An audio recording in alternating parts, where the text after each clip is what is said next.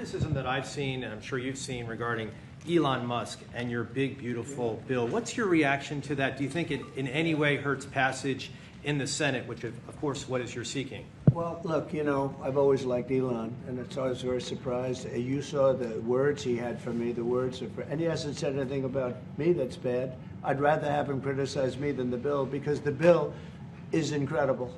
It's the biggest cut in the history of our country. We've never cut. It's about 1.6 trillion in cuts. It's the biggest tax cut.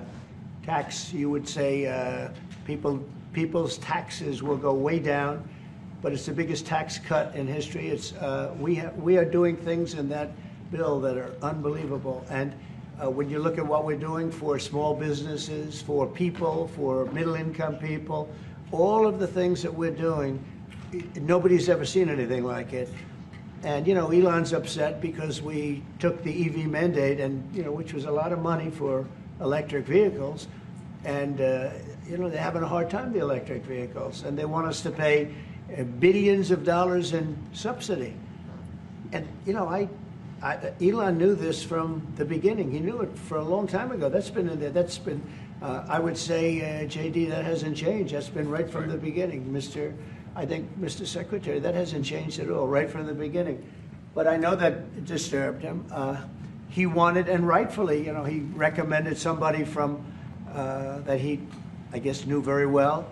I'm sure he respected him, but to run NASA, and I didn't think it was appropriate. And he happened to be a Democrat, like totally Democrat. And I say, you know, look, we won.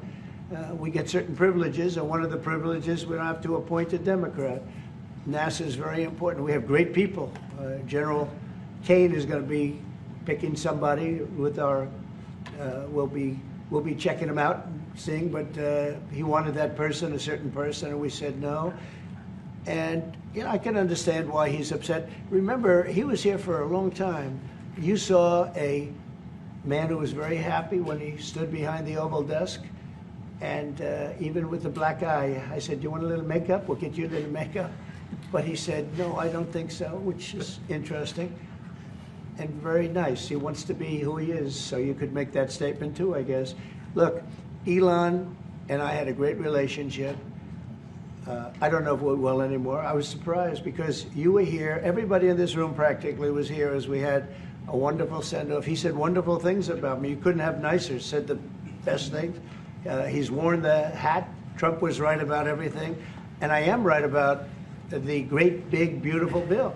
We call it a great, big, beautiful bill because that's what it is. And again, biggest tax cuts in history, biggest economic development moves anywhere. We've never done anything like it.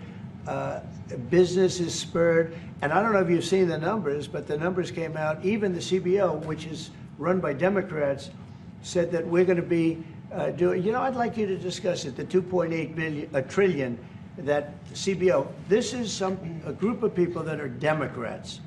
They're very hostile to us. They just came out with phenomenal numbers, what it does. You want to mention that, Scott? Yes, sir. So what we've seen is we keep hearing from the CBO that there's going to be a large deficit from the bill, which we disagree with, but using the CBO scoring, they came out and scored the tariff revenue. We think it'll be the minimum of 2.8 trillion over the 10-year window, which actually puts the bill in surplus if you include the tariff revenue, which they won't do. It gives you a tremendous surplus, but we're not allowed to use that. For some reason, they say scoring. Nobody knows what scoring means. Maybe a couple of people, but nobody. Somebody sits in the background. They say, well, we're not going to allow that. They're not allowing other things that we have that are tremendously profitable for our country. But if you saw the other day, CNBC, they came out with numbers, and the people on the show, very good people, I've watched them for a long time, they couldn't believe the numbers, how good they are. The numbers were incredible, and that was personal income and also very low inflation. We have very low inflation. We're down to 2% now, and maybe even lower than that. And when I took it over, it was a mess. Remember, we had the worst inflation probably in the history of our country. They say 48 years, but let's say I think it's worse than that. So we had the worst inflation in the history of our country under the Biden administration. Now we're down to a beautiful number, 2%. You'd actually like to keep it there. Better than zero is 2%. It's going down maybe to 1, and 1% is like perfect. That's perfect. You don't want to have 0 for certain reasons that nobody is very interested to listen to. But we have almost perfect inflation. Grocery prices are down. Everything. Remember eggs? Eggs. We weren't going to buy another egg for the next 20 years. They were so expensive, right? Remember? You guys all hit me about eggs. Eggs have come down 400%. Everybody has eggs now. They're having eggs for breakfast again. But if you look at gasoline, very important. I think always the most important because it's the energy is the biggest factor. That's what happened. He screwed up our energy policy, and everything went up because energy went up. But now energy is way down, and they have states where you're at $1.98 a gallon for gasoline. So the costs have come way down, and one of the things I ran on was that. I ran on the border. We have the best border in the history of our country, 99.99%. It was last week, 3 people came in, 2 of them for medical reasons. We let them in because one of them had a heart attack. I think it was a nice thing to do, and one of them had something else.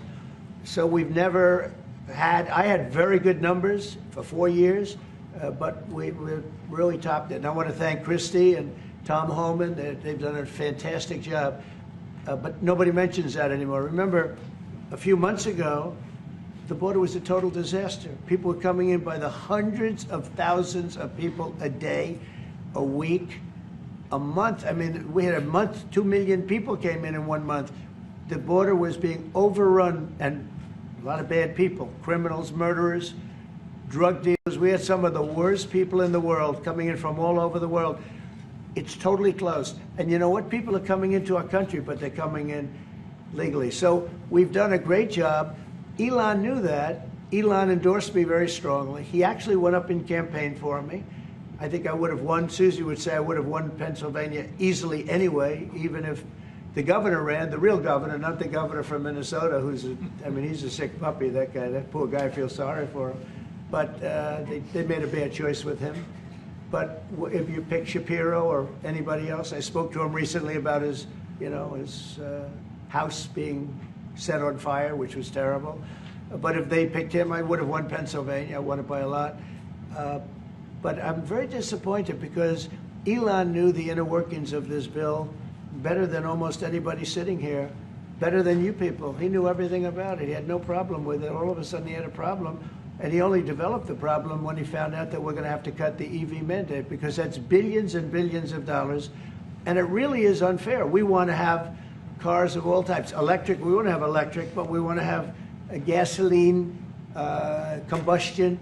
We want to have different. We want to have hybrids. We want to have all. We want to be able to sell everything. And when that was cut, and Congress wanted to cut it, he became a little bit different. And I can understand that. But he knew every aspect of this bill. He knew it better than almost anybody. And he never had a problem until right after he left. And if you saw the statements he made about me, which I'm sure you can get very easily, it's very fresh on tape, he said the most beautiful things about me. And he hasn't said bad about me personally, but I'm sure that'll be next. But I'm very disappointed in Elon. I've helped Elon a lot. Mr. President, I just want to clarify, did he raise any of these concerns with you privately before he raised them publicly? And this is the guy you put in charge of cutting spending.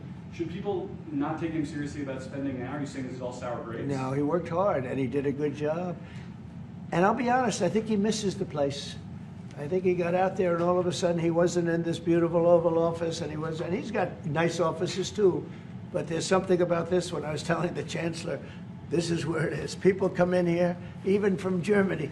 They come in and they walk into the Oval Office, and it's just a special place. It's, World War I, it started and it ended here, and World War II, and so many other things. Everything big comes right from this beautiful space. It's now much more beautiful than it was 6 months ago. A lot of good things are happening in this room. And I'll tell you, he's not the first. People leave my administration and they love us. And then at some point they miss it so badly, and some of them embrace it and some of them actually become hostile. I don't know what it is. It's sort of Trump derangement syndrome, I guess they call it. But we have it with others too. They leave and they wake up in the morning and the glamour's gone, the whole world is different, and they become hostile. I don't know what it is. Someday you'll write a book about it and you'll let us know.